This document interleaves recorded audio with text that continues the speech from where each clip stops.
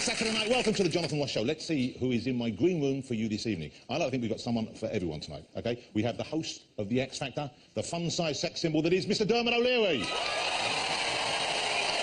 Hi, Dermot. Looking impeccable as ever. Best dressed man in show business. Next up, the star of one of the most popular sitcoms of all time, from Birds of a Feather, we have the original Essex girl, Linda Robson. Up a gin. My next guest is a massive international pop star. He has the biggest selling album of the last decade. He also has all the latest royal baby news, because he's a friend of the family. It's James Blunt.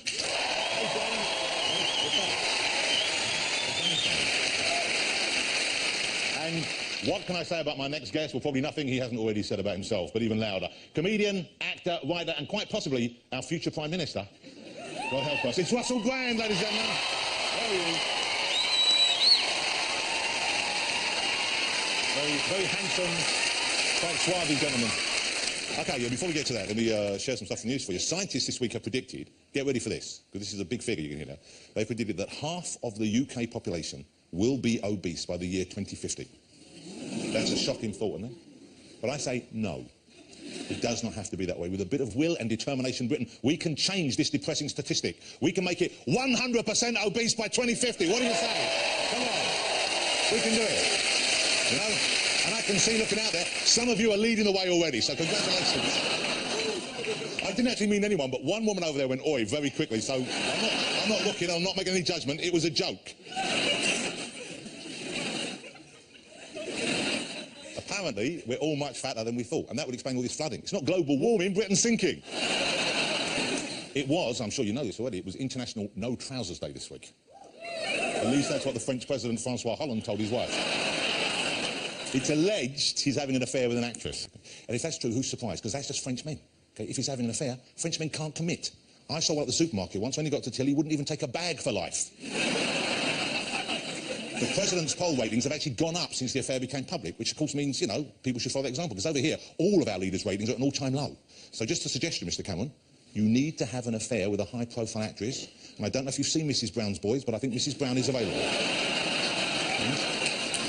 And I think they would make a lovely couple. So, as I've said, it was International No Trousers Day this week, and apparently for a day it was OK to travel on the London Underground in your underwear, which is strange, as normally they should report it if you see any suspicious-looking packages. Actually, it was great fun, though. Everyone was chatting with each other. Is that Shepherd's Bush? I'm sorry, I don't know what she does for a living. Russell, did you take... I don't know why I'm asking you. Actually, you had a whole decade where you didn't wear trousers. OK, James, let me ask you, though. Is it true, Mr. Blunt, that you don't wear underwear ever? No, sometimes. Well, sometimes it's true you never wear underwear, or it's sometimes you wear underwear? I wish I had tonight. OK. So you're not wearing underwear? I'm currently not wearing underwear. Why do you not wear underwear? I'm just curious as to... Just to save time. Well, what kind of underwear have you been wearing? It's got, like, hooks and buckles on it? What is it? Very old-fashioned kind of stuff. OK. Dermot? Yeah. Watching you on TV every day is like No Trousers Day for you. Your trousers are so tight they're like a second skin. Talking about? They're just well fitted. They were so tight you can take his pulse just by looking at him. OK, ladies and gentlemen, shall we get my first guest out? He's a political activist now, really. I mean, he does a lot of things, but that's what we think of him as, and I only got him here because I lied to him and told him that we were doing question time tonight. It is, of course, the fabulous Mr. Russell Brand, ladies and gentlemen.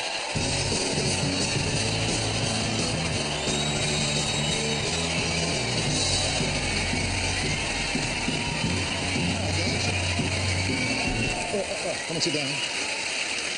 Get yourself as comfortable as you get. You do it, yeah, I can see... I can understand why you whistle. He is a fine-looking specimen of a human man. You are a good-looking human man. You've worked at it, haven't you? Ever so hard. As you know, I was a portly child and was victimised as such. But now you're lean as a whippet. Look at you, there's nothing of you. Do you think so? Yeah, look at that. You just don't eat, or you're on one of those special diets? What do you do? Well, what it is, like, generally, I try not to eat unless there's a particular purpose behind it. Don't just jam a big bit of... Like, what are you up to now, for example? Have a little drink of water. Extraordinary way to behave. Like, don't eat to try and make yourself happy. Don't put anything in your mouth unless you've got a legitimate reason to do so. That would be my advice to you. And I bet you've given that advice out many times over the years. OK, let me ask you about this, because you're now talking about global politics, about capitalism, about the state of the world, and you have remarkably seemed to have got away with it so I don't know how this has happened. What happened is, I went on that Pac-Man, as I call him. Yep. I opened my mouth. You should see his wife. She's exactly the same as him, just with a ribbon in her ear. Right, kids? Right? No, like, what it is I've got these heartfelt views, yes. Like, they're spiritually derived as opposed to politically, because politically too much reading involved, spiritually just sit quietly, don't do anything. I started shouting my mouth off about it whilst on Pac-Man. All of a sudden, I'm getting taken seriously, and I'm going to ride this shit out. I'm against all forms of division now, Jonathan. That class system, that's been a bloody trick. I looked at my family tree, turns out like a couple of generations... Every time you go back a generation, obviously it doubles, doesn't it, due to the nature of sexual procreation. So, like, you know, go back one, everyone's like cobblers and bottle makers and all stupid Charles Dickens jobs in my family. But then a bit further more, the more it divides, you realise that the class system is just another artificial system to separate us from one another. Everyone wants the same thing, really, so I don't go in for any form of division or judgment of anyone, only be really, really nice. So how far back would you... That's a lovely... a lovely, unsophisticated sentiment. I'm brilliant! But how far back did you trace your family tree? I mean, were there surprises? Will you go on the BBC show Who Do You Think You Are? Would you do that and allow them to trace you back? Because they would love to have you, wouldn't they? What I worry about... Well, yeah, I would go on Who Do You Think You Are. I can answer that in a... Simple yes. Who do you think you are? Jesus! That's the end of the show. I'll be back in 3 days, better than ever.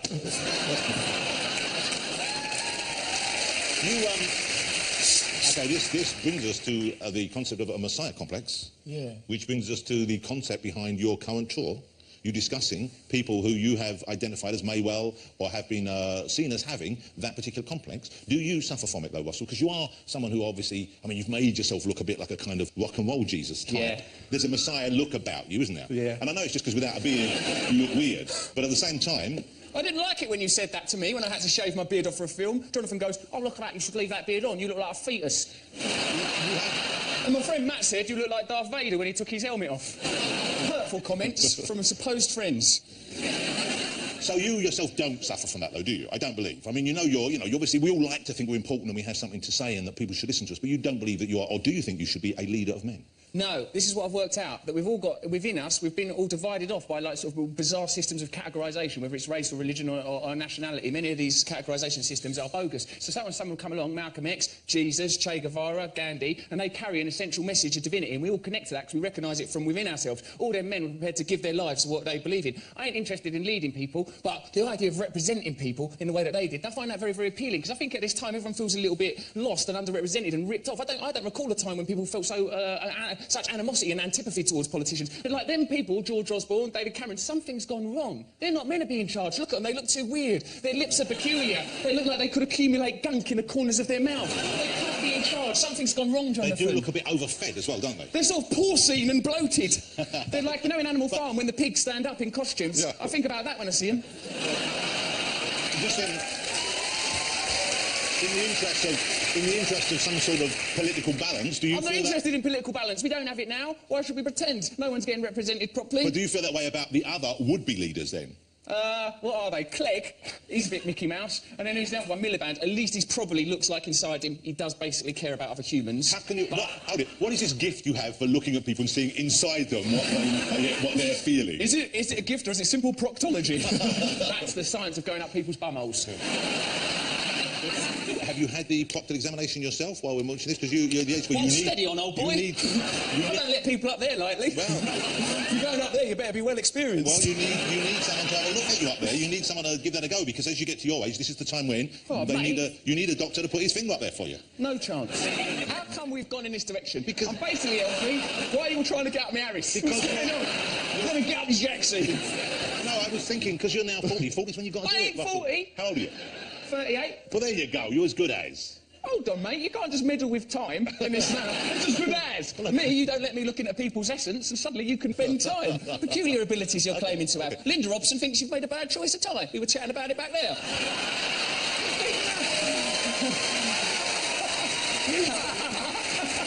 Yes! Fight the power! This is a representation of the system. Destroy it!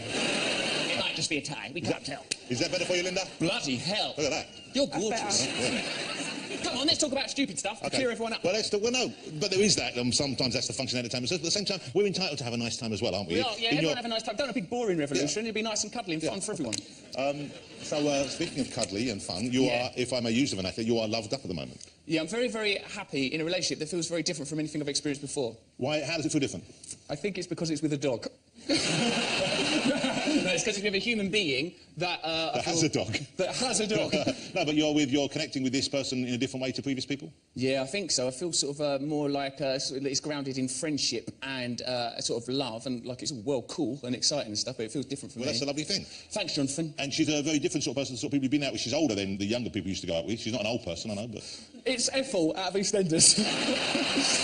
God, she's filth. And that Willie, the dog, I'll do him and all. It does fit, doesn't it? She's going to kill me for that bit. She's gorgeous, beautiful, beautiful woman. I'm still superficial, don't get me wrong. Still only got a top crumpet. But here's the thing. I only go to tidy birds, Jonathan. I ain't interested in none of your rubbish. No, that's pretty good, wasn't it? Well, anyone who can do that much hip movement while seated should be in charge of a country. Look at that guy. If David Cameron could do that, his popularity would soar. Walkers to freedom. My boy, my boy. Hello, come we in. should explain. So this is Brian, isn't it? Tell us who Brian is. Brian's Jemima, my girlfriend's dog. I love him so much. I feel real tranquil and peaceful around him. Look how noble and glorious he is. He really is a noble beast. But he's called Brian, which undermines him. Yeah. Well, what a sweetheart, and he's obviously formed a close relationship with you. Yeah, I love him so much. We go for romps in the countryside. Come off it, right? And, like, he loves it out there. What, he's an Alsatian, is he? Yeah, he's an Alsatian. He's come out white. He's a lovely, beautiful dog, and he's representative of very pure principles, but the sad thing is he does look like the logo of a far-right party. Like a symbol of Nazism, but with a heart of gold. He's like a cuddly Hitler. He's a beautiful boy. How old is this? So beautiful. He's under 2 years old. Okay, I'm gonna raise the unthinkable here. What's that? Okay, well, bear yourself for this. What do you mean the unthinkable? Where are you going now? Okay, say you, and I'm hoping this doesn't happen, but say the relationship doesn't work out. Oh, don't say that, mate. I really love her. I'll hurt my little heart. I hope so, but... I'm just getting your tie for... Oh, fake. Look at that, he even follows me over there. Yeah. Come on, mate, come back over here. Let me finish, though. Yeah, go on. Okay, because I'm not going to... Give me the... You're going to no way, I'll put it on him. So mastermind your callous line of questioning. You don't know what I'm going to say yet. He doesn't want it either. Look, Brian, where you going, mate? Brian! Here, Brian, look what I've got. Brian. Put tie on. Put tie on? That's not a recognised dog command. Put tie on. Put tie on! Put tie on, Brian! I'm just making him look all... Linda Robson's going to think he looks like shit now. I'm just going to... I'm going to be really kind in this relationship and just change myself, not try and change other people, be tolerant and lovely, and I think with that attitude, everything will be all right. Well, you do seem happier and more... Look how relaxed I am and calm. Sorted, look at me, you are now I've been out there trying to nail everyone. Look at me now, relax. Russell, I'm pleased you came back on. I love seeing you on the show, and it's a thrill for me to have you here. It always is. I'm glad your show's gone good again and is successful, and you're not so fat. I hated it when you went fat. I love you. Russell Brand, ladies and gentlemen. Hey, Russell, before you go, sit down with Brian.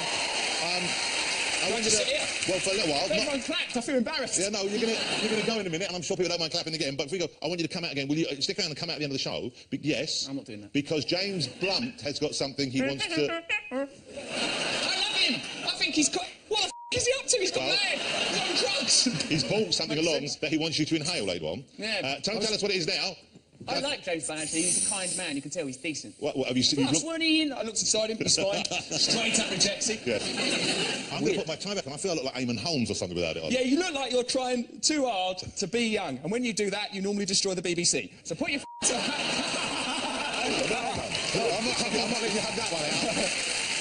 Sit down. I feel like I should go, mate. Yeah, sit down. I'm trying to get rid of you. Sit down. Sit down. So I'm feeling that feeling I get. No, don't. All right. Okay. Ladies and gentlemen, feeling. Shut up! I'm transforming! Arthur Russell's coming! Destroy broadcasting institution! Ladies and gentlemen, the fabulous Russell Brand! Don't go away. Don't go away because we still have Linda Robinson come, Don O'Leary, James Blunt and Russell will be back there later on as well. So, see you after the break.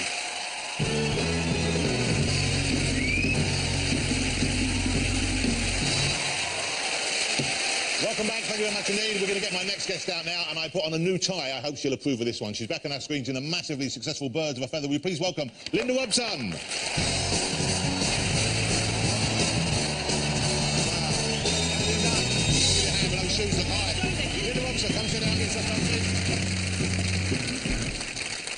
So you see then, you see the trouble you caused earlier. I know, and that one's not much better, is it? What? Love?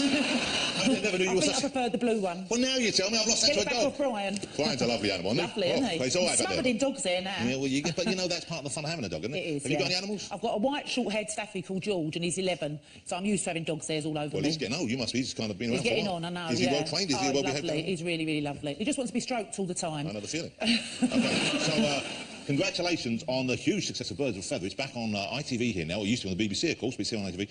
First show got almost 11 million viewers, which is incredible. I know. These days. Did you think it would be that big a hit? Because it's 15 years since it was on. Never in a million years. I mean, you obviously hadn't lost touch with the girls. No, we've been in touch over the years, but just the three of us had never actually worked together until we did the tour. So the tour was just like, I mean, it was the most amazing time, honestly. We toured all over the country. We stayed for a week in each place. The first tour was supposed to be 10 weeks, and then it went to 17 weeks. So we started off in little hotels, and then we started staying in little apartments, and so we were all together, shared dressing rooms, and it was just, I mean, that first rehearsal period, we never stopped talking, the three of us. The director never got a word in edgeways, you know. I know the feeling. But I love that about you. You get very full answer. I don't stop talking, I know, yeah. You know what my nickname is at home? Baggy Mouth. Baggy Mouth? Yeah. I give away lots of secrets as well, because I do lose swimming, and on there I'm always putting my foot in it and saying something about my husband, or because he waxes himself, you know. Like, what? He doesn't wax himself, he has his chest waxed in his back. Why does he have He's his going to kill chest me. waxed? I've done it again now, Baggy Mouth again. So it's so lovely to see the three of you back, because the relationship is crucial to the show. Yeah. But what's nice is now we can go back to it, and they've all changed. All their lives have gone through big changes. They're all in a very different place, aren't they? Yeah, it's no good pretending it's 15 years ago. It's 15 years later, and these women have moved on in their lives. They hadn't seen each other for quite a long time, and then in the first episode of this series, Tracy's remarried someone called Ralph, and Sharon hated him, and rightly so. She turned out to be right. He was a wrong un. Dorian's moved away, and she's written this book, 60 Shades of Green. And they all meet up for the first time in ages, and then, I don't know if you see the first episode, but they all end up back in the same house. So Tracy's been there on her own with Travis. All of a sudden, Sharon's back, and Tracy's delighted she's come back, and then there's a knock on the door, and there's Dorian. And Dorian has to move in again, of course. She moves in, yeah, because she's had all her assets frozen. Now, this is... we've got a clip to show you. Before we do, here's a picture, because Dorian can still rock the designer clothing. She looks fantastic. She's 69 years of age, and she's got more energy than me and Pauline put together. Well, let's have a... This is a picture of what's going on in that outfit there, because that's... you paint a beard and moustache, and that's Russell Brand on a night out, isn't it? OK, let's have another clip. It's Thursday nights, ITV, 8:30. It's great fun. It gave me a real warm feeling watching it again. I really enjoyed seeing you guys back together on the screen. Here you go. Oh, come on, Shal. This is loads better than the box room. It's cosy. It's got a big telly. It's right next door to the downstairs loo for when you come home all Schindlers. Good night, Shal. Love ya. Yeah, whatever.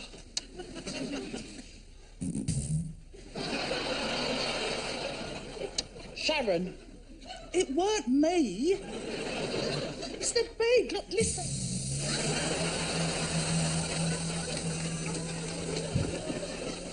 Go on, come over.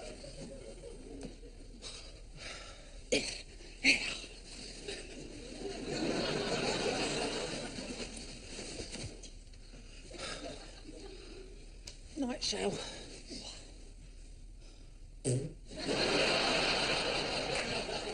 Sharon. Yeah, that was me.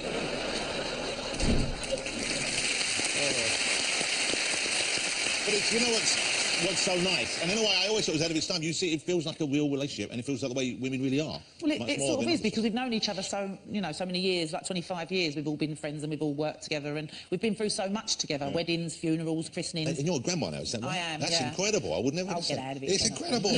Well, I still think of you two as like young girls. There she is, I know, yeah. Now, is this true? You gave up smoking because of her, is that right? Yeah, I packed up smoking like a long time ago. I packed up smoking for 17 years. On my 50th birthday, I was out with all my friends and just went out. Everyone that was interested around the table went out for a fag. So I went out, had a cigarette, and then within about 2 weeks, I'd started smoking again. Yeah. And it became like the biggest pain of my life, because the kids and my husband didn't know. So I was having to eat oranges all the time to get rid of the smell of fags and perfume, you know, breath freshener and all of that. You would try and disguise it? You were not telling any of them you were... I used to have towels wrapped around my head. Wow. When I picked Bobby up from school, I used to have like oranges in the car. Then they got to know that when I'd had an orange, I'd had a fag. Yeah. So as soon as she smelled an orange, it went to me, "You've been smoking again, haven't you?" So I packed up smoking. So I haven't smoked for 4 years, but I'm on nicotine replacement still.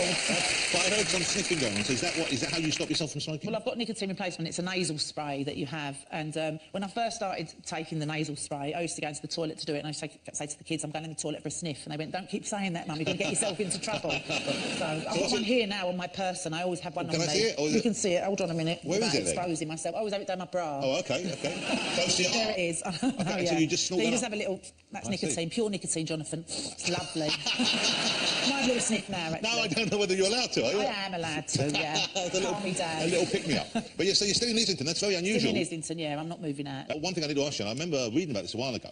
You were mugged, weren't you? You were mugged in Islington at your doorstep, and that would put some people off an area. Yeah, it did put me off for a little bit, but what happened was, George, the dog who we were talking about earlier, he was a puppy at the time, and I was in bed, and I said to the kids, I said, can you smell a funny smell? And he went, you could smell it anyway. He'd had a little accident he'd had diarrhoea downstairs. Poor George. So, poor George, I know, yeah, I'd probably given him something I'm not supposed to give him. I'm always giving him little treats. Anyway, so I go downstairs, and there's diarrhoea everywhere, so I cleaned it all up, and put it into a Selfridges bag. I'd been to Selfridges that day. I'm not product placement or anything, but I put it in a Selfridges bag. Though, I know, it was a nice bright yellow bag. yeah. Walked out onto the doorstep, and just opposite where I used to live was a church, and it had some skips outside, and you know you're not supposed to put your own rubbish in other people's skips. But so I did a little sneaky. So I was sneaking across the road to put the dog shit in the Selfridges bag in a skip, and someone rode past me on a bike, punched me in the face, and took the bag of shit. I'm very sorry to hear about the punch. I had a black eye. I'm really sorry about that, but it's a great ending to the episode. It was, yeah. So I caught my, you know, it'd be nice to find out if he'd put his hands in there and pulled out the dog. I hope he did. OK, well, brilliant story. I'm so thrilled you're OK. Yes, I'm fine. And it's great to see you back on TV with Pauline with Leslie. It really is lovely. Ladies and gentlemen, the fabulous Linda Robson. Still to come after both John O'Leary will be here, James Cameron with fancy music, and he'll be showing Russell how to sing just like him, so don't go away.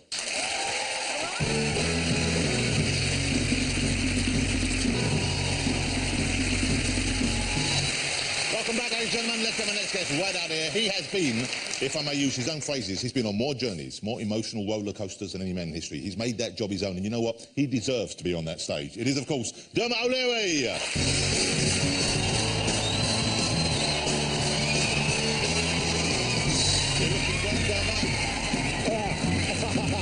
That's a manly hug. Hug it out. You are the hugger. Wow. Now I know. Good evening, everyone. That was a proper X Factor hug. I just got there. You dropped in a couple of cliches, so I just thought I'd, you know, that I'd respond in kind. That's a great hug. That's a really, I feel strangely alive. It's energising, isn't it? I've never felt more alive. Oh, you're right. I'm great. It's great to see you here. I'm all right, man. You always so look nice. I'm covered in Brian. That's the only thing. He's so... Now I know why Paul O'Grady does it. He's a beautiful animal, isn't he? Not to hug. What a sweet hug. We just got 2 cats. They're about 8 months old now. My wife delivered 2 cats. We've got a little place in Italy, we rent it out, and this cat started hanging around called Plaxi over the last couple of years. A wild cat was hanging? Yeah. So we started feeding it, and it's become very pally, and we've got a couple that run it for us, so they were feeding it as well. We went out on Easter, and I came back and was pregnant, and I came back a day early, and Dee, my wife, called me up and just went, just to let you know, she's having the kittens now in our bed. Wow. And that's it. So he was delivering the... That's disgusting. So it's not... Well, you would say so. But Dee sort of went a little bit Jesus and made her a manger. Well, Jesus didn't deliver cats and put them in a manger. He was born in a manger. And you came home like he was one born of the in a manger with some good Egyptian cotton towels. So deconstructed this kind of little kind of crib, I suppose, for her, and then stayed up with her all night, held her paw. She was like pushing against her. Gave her a little bit of water. And then 4 kittens popped out. So we just thought, well, we've got 2. So you've got them over here? Yeah, but they'll be very annoyed tonight when I go back home. This might seem because I'll be smelling of Brian. But do they meow like in an Italian accent, or have they grown up British? But Tom does. Really? Yeah. How's it go? Give us the first one. And he sort of shrugged his shoulders like an Italian Tom as well. Cool Italian guy. So anyway, congratulations as always on X Factor. You're always doing a great job Thanks, in that. man. I know you've got other shows we can talk about coming out, but do you hang out with the guys, because this is Gary's last year? He's going. Sad, that, isn't it? Yeah, it's sad. I'm going to miss Gary. Gary's going. Sharon's gone. Do you know what? Last year was probably my favourite year we've done, just because, I don't know, with Sharon back, that was the great thing about Sharon, is she does feel like the mum of the show, and she, you know, everyone got on really well. There wasn't all that awful tension that you sort of read about in the papers halfway through. Well, from so-and-so said so-and-so about so-and-so. And it's just all so schoolyard, and it's quite a corrosive atmosphere. I hate all that. I like it when, you know, there's going to be rivalry, and that's all clean fun, but it's just when it gets kind of nasty, I hated it. So everyone got on really well, and I think Sharon was a real fulcrum to that, because, you know, like I said, she's she's such a mum to the show, and she brought, you know, she made Louis relevant again, which I never thought would happen. And I'm joking. I'm not joking. But you know that if you mess with her, she'll send you a shit in the post. Yeah, you know, she doesn't forget. How about Mr. Cowell? How about Simon Cowell? Congratulations to him, of course, because his baby is imminent, I think, isn't it? Yes. February, early February, do you think when's the baby due? I don't know. It's February, I think. Yeah. What do you mean, he hasn't told you? We do not talk about, when we talk, we talk. You don't talk about stuff? We talk, he doesn't, not really an emotional guy, Simon. He's not going to ring up. He doesn't need a derma hug. He doesn't open up to you about this sort of thing? We don't know. You don't know. We talk, we have professional chat, Simon. I mean, and we went to, and I really like that, because you know, there's an element of trust there, and you know, I don't know if I'm coming back next year, but Yeah, he never tells you in advance, does he? well, or I never tell him. Yes. Now let's, By the way, no. I know I'm not going to come back next year after saying that. let's go back to the real world. He never tells you in advance. So we sit down and we sort of talk end of January, but even then I don't really talk So to have Simon. you've spoken to him this year, or not? No. Have you spoken to him since he found out he was going to be a father? No, I've sent him a text saying congratulations. But we had that kind of Did relationship. he send you a text back saying thanks? Or? Darling, you can sort of just read his text that you know he's smoking menthol cigarettes at the end of it, Yeah. with a Bond cat next to him. Yeah, do you think he'll make a good dad? I suppose you have to say yes anyway, but has he exhibited any signs of actual human warmth at any stage he's been around? No whatsoever. I think he'd make a great 1920s dad. No, you know what? He's a good boss. He lets me get on with it, and we've got a good relationship. Yeah. And Well, you do a great job. Who's he going to replace you with? There's no one he can replace you with. I I don't tell him that, because then he'll just think that's a challenge, and now we'll want to replace me with I someone. won't say that. Hey, okay, so this week you've been standing in for Philip Schofield. I've had all I really want to do, Jonathan, is host live TV every day. You love doing live TV? I love doing live TV. Okay, so this morning is probably the best job you could have. I've had so much fun, and Holly's a really old mate, so we've had a real laugh this week. The lovely Holly. Now, who you normally have, they have a wide section of guests on the show. It's a great fun show to be invited had a down lot of to. fun this week. You have a bunch of characters on every week. I did have a list here, but I don't know where I've put it, so it's gone. I can tell you. Okay, tell me who was on this week. Well, we had, I don't know if you got any shots of this, but we had this guy, there was a Channel 4 documentary last week about chaps. It's not necessarily a transgender thing, they just like dressing up as their ideal woman, so they'll create a suit. So what happens here is this is during a break, and he is in Orange County in America, so he's very kindly come into a TV studio. It's probably first thing in the morning for him, or middle of the night. So you haven't seen this person? No, and Holly, bear in mind, she was wearing a dress early on, she wasn't happy with it before we went live, so she changed the dress, and during the break, we get this kind of, you know, you have to practice this kind of what we call a two-way, so I'm speaking to him, he's speaking to us, and I'm in the middle of this. So what we're seeing, this is we're Holly, and we're seeing this gentleman wearing his rubber outfit and rubber mask that he likes to go out in something. Yeah. Okay, let's have a look at it. There you go. It does it so much justice. It's better than I remembered it. Wow. That's pretty good. By the way, he can't see Holly. Holly can obviously see him. Wow. So all that's happening during this interview, and this is supposed to be the serious item of the day, and, you know, and you've got to be quite sensitive to... And I can't stop pissing myself with laughter. Have you met Holly? Because if you haven't, Google her immediately. Yeah. I love how pissed off Holly is, because she's thinking, I'm meant to have the cleavage on this show. So Dermot, who loves doing live TV and one of the safer pair of hands in the business, is hosting the National Television Awards next week, Wednesday night. Wednesday night, A next big week, yeah. live show. You've hosted, how many years now have you done of this? I think this is my 5th. How many times have you been nominated in the entertainment category? I don't know. As entertainment presenter? When you realise you're never going to beat Anne Deck, you do sort of... It's what we call the annual runner-up to Anne Deck Award. And do you know what? Quite rightly so, because I don't know. You'll just, you'll think, oh, you're only just saying that, but they do such a good job, and they're stalwarts and they're brilliant. They deserve every success. So well, they are the gold standard. They are the gold standard of presenting. There's no two ways about it. But they've won, I think, 12 years in a row. Oh, I know. And you're nominated against them this year. Yeah. So there is a chance this year. No, there isn't. There is a chance. No, there isn't. But you must have a feeling there's a chance. Or No, do you know in 2 or 3 years advance? ago, I thought, you know what? It might. No, it's not going to happen. Fine. Okay. You've been nominated a few times. I've won loads of times. Wait, no. But you know what? It doesn't matter. Because you're right. They do deserve it. Yes. Okay. Here. Yeah, do you want a hug? Come on. I don't want to hug. Come on.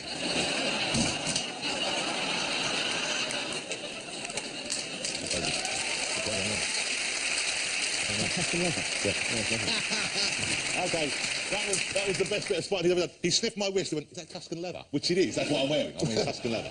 Dermot, it's great to see you again. Congratulations on being the best live host on TV, ladies and gentlemen, and I put you right up there with Ant and Dec, because they're terrific, but you're great as well. No, because they are so great. I hope you win this year. Please let it be your this year, but I know you don't mind, you're hosting. Who cares? But I look forward to all the other shows as well. Dermot O'Leary, ladies and gentlemen. Thank you. Dermot O'Leary, don't go away after the break. I'll be chatting with James Blunt. He'll be singing live and he'll be teaching us all how to sing like him. So we'll see you in a couple of minutes.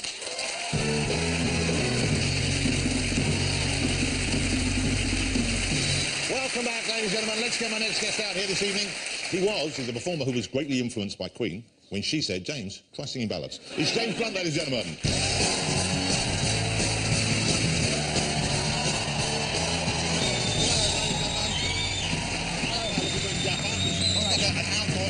Yeah, exactly. How are you? Looking great. I'm very well, very Hey, nice. congratulations to you. You recently got engaged, I believe. Exactly. She doesn't know that yet, but No, she doesn't. it's true. When was it? When did you get engaged? Just around Christmas. Wow. And was it? Did she know in advance you were working up to that, or was it a big surprise for her? Yeah, I'm wearing the same clothes, aren't I? Shit. You are actually wearing.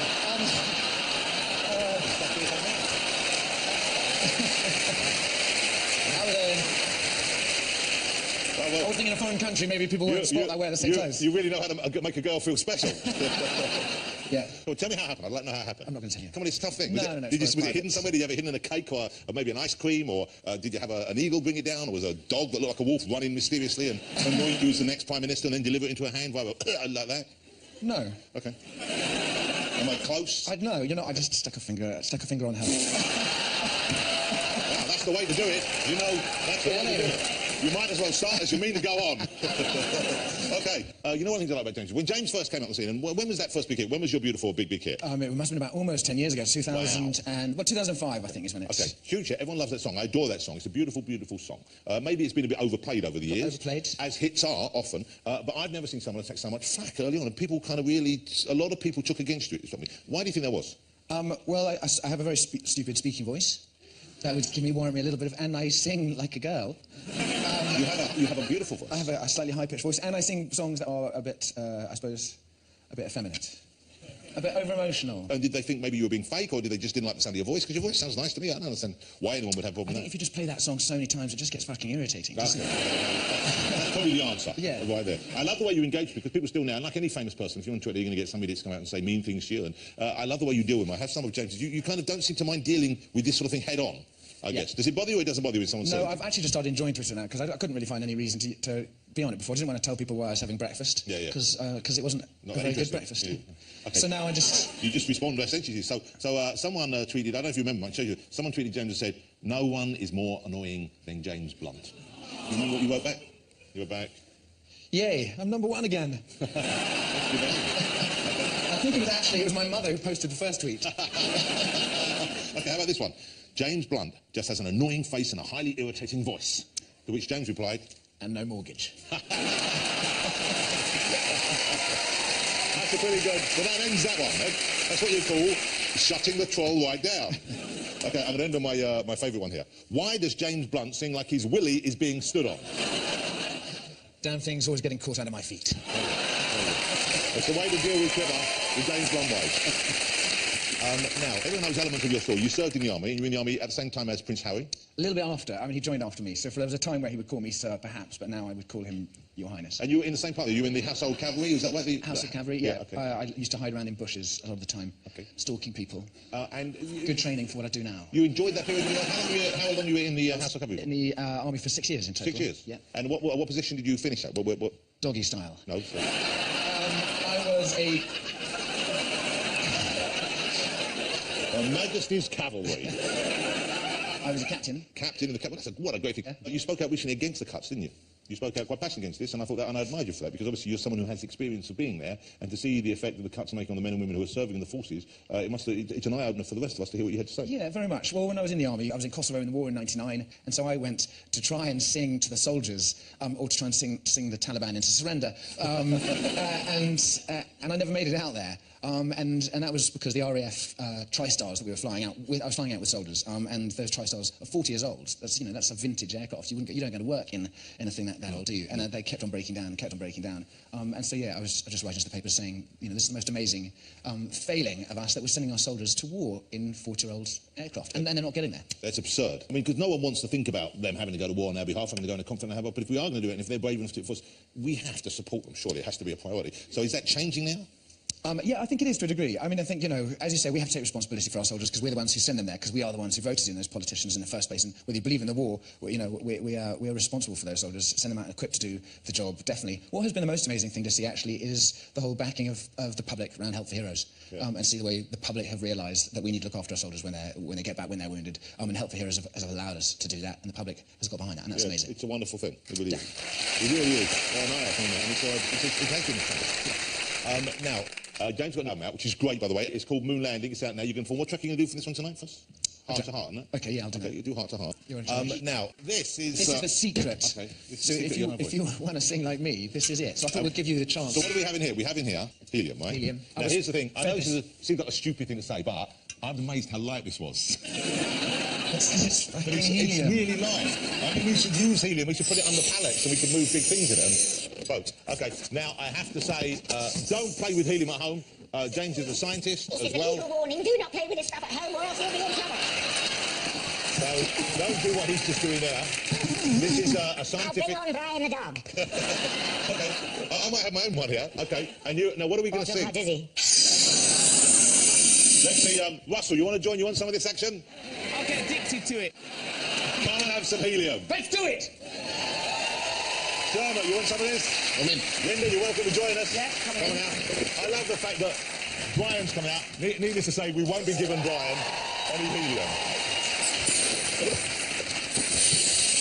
Pinch it. Pinch the top. Don't do it yet. Hold it. Hold on. No, don't. Oh, man, that's fucking serious. So again, this is a very valuable scientific experiment we're doing on James Blunt. So James, what are we going to do? We're going to sing a couple of lines soon. We're going to try and get the... Start the note, I'll do first verse, first line. All right. My life is brilliant. My life is pure. I saw an angel. Of that I'm sure.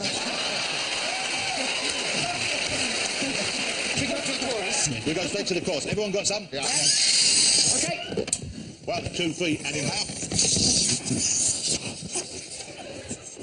You're beautiful. You're beautiful.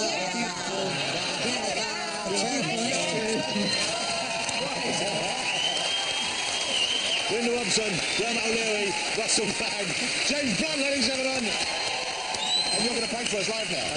He's going to come up, and ladies and gentlemen, James going to perform for us live. Mr. James Blunt. Thank you. Over there, live on the stage. Sing yourself down, guys. We'll relax and enjoy it. Thanks to all my guests tonight, but now, singing Heart to Heart from his brilliant album, Moon Landing, it is James Blunt, ladies and gentlemen.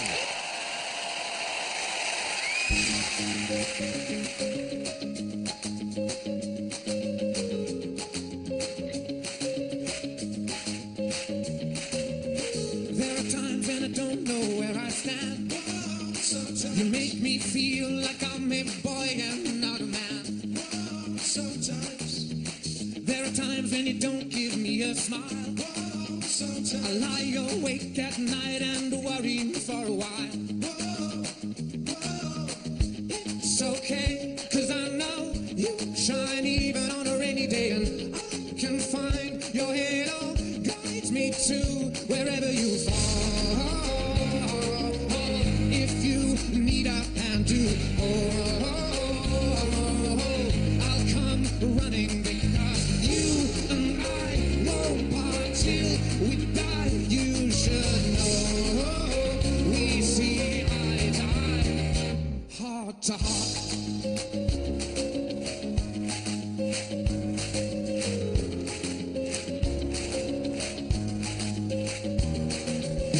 There are times when I cry 'cause you shed no tears. Your mind's so far away, but your body's right here. There are times when I just walked out your door and thought I'd never get to see you anymore. It's okay, 'cause I know you shine even on a rainy day, and I can find your halo guides me to wherever you fall. If you need a hand to I'll come running, because you and I won't part till we die. You should know we see eye to eye, heart to heart. Whoa, sometimes. Whoa, sometimes. Whoa, sometimes.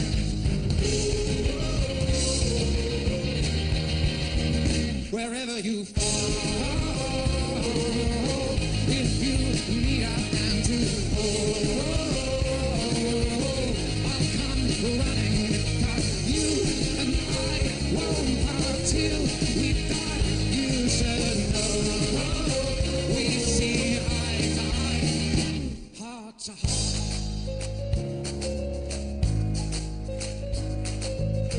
I can find your halo guides me to wherever you fall.